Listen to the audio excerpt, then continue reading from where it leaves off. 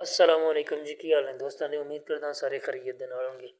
आज जनाब मेरे नाल दोस्त ने मुल्तान एरिए दे, इन्हां ते मैं रल के एक जनाब यूट्यूब ਨੂੰ अपील करनी है ਤੇ ਜਿਹੜੇ ਵਿਰਾ ਸਾਡੀ ਵੀਡੀਓ ਵੇਖਦੇ ਹੋ ਨਾ ਉਹ ਵੇਖਦੇ ਜਿਨ੍ਹਾਂ ਦੇ ਸਾਹਮਣੇ ਆ ਜਾਂਦੀ ਉਹਨਾਂ ਅੱਗੇ ਵੀ ਅਪੀਲ ਕਰਨੀ ਹੈ।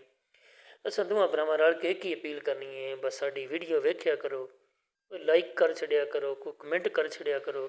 ਤੇ YouTube ਟੀਮ ਨੂੰ ਸਪੈਸ਼ਲੀ ਤੌਰ ਤੇ ਮੇਰੀ ਇਹ ਦਰਖਾਸਤ ਹੈ कि मेहरबानी करो, शफकत फरमाओ कि साड़ी वीडियो किसी पासे लवो। कोई अगर टोरो किसी बंदे हल, कोई अगर वीडियो कोई साड़ी वेखे, जे नहीं तो सानू कोई दसो किवें दी असीं वीडियो को बना के तुहानूं सेंड करिए, किवें दी तुहानूं बना के दईए। असीं जे अपनी वीडियो बना रहे हैं तो फिर भी साढ़े व्यूज़ नहीं आ रहे, इहदी वजह की है। बहरहाल जी साड़ी गुजारिश ही है, तो मेहरबानी करो साड़ी गुजारिश नूं मन्नो ते साड़ी वीडियो जिहड़ी होगा टोरो, कोई व्यूज़ भी देवो सन ते कोई लाइक कमेंट भी देवो, कोई सबसक्राइबर भी देवो। भाई जी तुसीं भी कोई मैसेज देवो अपने लोकां नूं।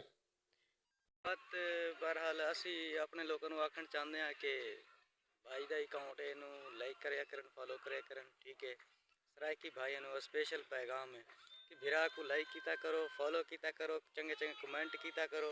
ठीक है ना, ये तुम्हारी मुहब्बत हो सी, तुम्हारी मुहब्बत का शुक्रिया। हुण भाई की भी गल सुन लीजिए, तो मेहरबानी करो सन लाइक भी करो, कमेंट भी करो, तो चैनल नूं सबसक्राइब भी करो।